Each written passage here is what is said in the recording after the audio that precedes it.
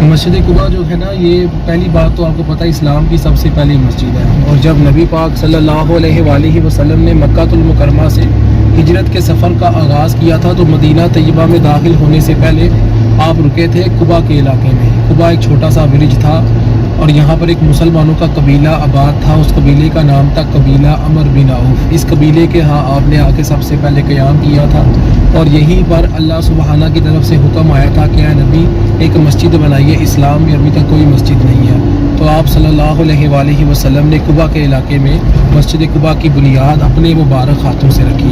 پہلا پتھر آپ نے خود لگایا، دوسرا سیدنا ابو بکر صدیق رضی اللہ تعالیٰ عنہ نے لگایا۔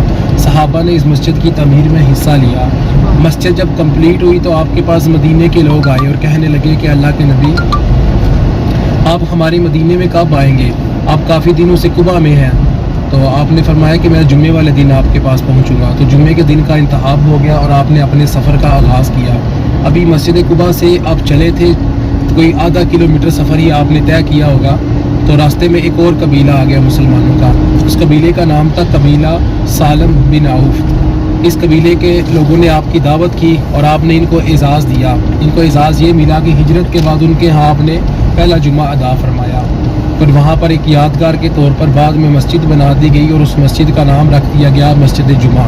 یہ ابھی یہ مینار والی جو آپ کو نظر آئے گی، کلیئر نظر آئے گی آگے سے، تو اس مسجد کو مسجد جمعہ کا نام دیا گیا ہے۔ جب یہ مسجد جہاں پر آپ نے جمعے کی نماز پڑھ لی، اس کے بعد آپ نے جانا تھا مدینہ کے لیے۔ ہمارے الٹی سائڈ کے اوپر یہ جو آپ راستہ دیکھ رہے ہیں نا، جہاں سگنل لگا ہے نا، پہلی بات تو یہ کہ واقعی ٹریک بن چکا ہے۔ یہاں سے لوگ پیدل جاتے ہیں اور پیدل آتے ہیں، اور اسی راستے سے نبی پاک صلی اللہ علیہ وسلم گئے تھے سفر کر کے۔ تو یہ ایک واقعی ٹریک ہے، یہاں سے آپ صلی اللہ علیہ وسلم گزرے تھے تو راستے میں قبیلہ بنو نجار آ گیا۔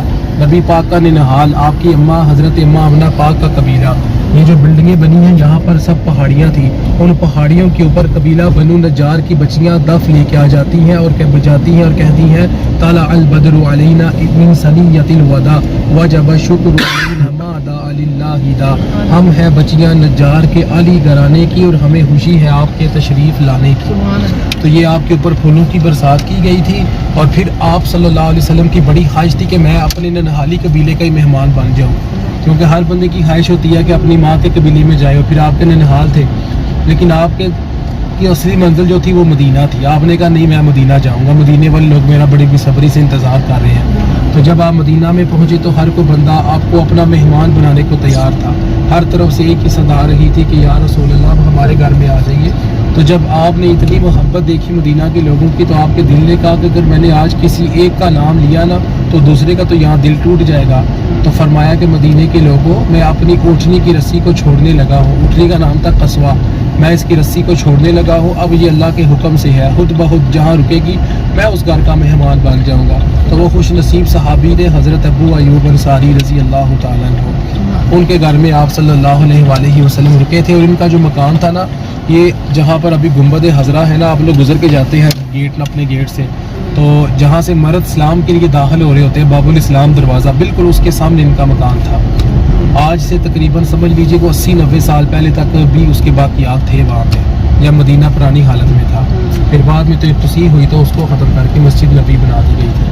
تو اس گھر میں آپ نے آ کے قیام کیا تھا، وہیں آپ رکے تھے، پھر وہاں پر آپ نے رہ کے اسلام کی دوسری مسجد بنائی تھی، اس کو ہم مسجد نبوی کہتے ہیں صلی اللہ علیہ وسلم۔ مسجد نبوی اس کے بعد بنی تھی۔